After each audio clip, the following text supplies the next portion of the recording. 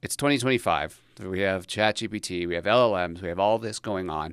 What is the state of SEO in 2025, in your opinion?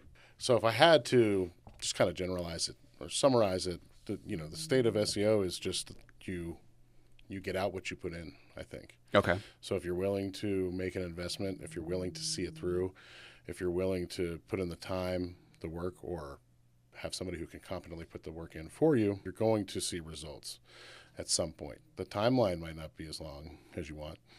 Could be a little bit longer, especially if you're in a big market. Mm-hmm. But in general, it's still something that's worth pursuing and still going to, I think, bring you the best leads long term and set you up for success long term with a firm. That's where I think we're at with it. And obviously, we have some bias. We've seen a lot of success through that channel, so I don't want to discount that, but that is the reality, right? We still see today, it's mid-February 2025, we're still seeing a lot of great results from it. What do you think, let's just talk about from a strategy perspective, how have you seen that shift a little bit over the years, and what are you seeing that might be working now? So I think one of the biggest shifts that you've seen over the last decade or even really the last 5 years is how good your content needs to be to rank, and that you can't just throw something up. You can't just spin content, make the same kind of a bunch of duplicate practice area pages where you change a few words and change your keywords and load it up. I think the content you're creating you need to be creating with purpose. You need to be using it to build that authority. Yeah. The helpful content updates, kind of what everybody's talked about in the last year or two. Yeah. And that's a lot about getting rid of that thin content, getting rid of things that don't really help the user at all.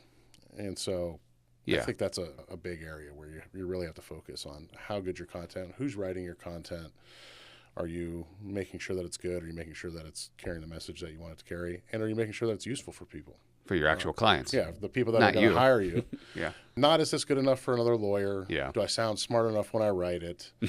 Or when not that kind of thing, but really, is this going to help my client? Is this going to make my client want to reach out to me? Is this going to help them find me? Yeah. That's, I think, one of the most important things that you have to consider. For sure. And it's funny because you said a lot of things there that I want to unpack, but one of them that came to mind is I started this conversation talking about it's 2025 and maybe a lot has changed. But then you said spinning content, and I was like, holy moly, we're 2010, back. we were back.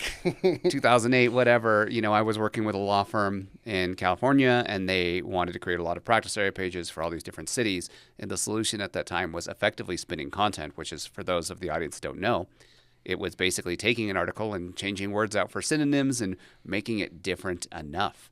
And Exactly. That's hilarious because that's what people are kind of doing with ChatGPT essentially right now. It's a little bit more sophisticated than that, but Yeah. it's the same. In We've some come full ways. circle. I know. Yeah, we're back to it. So that's hilarious.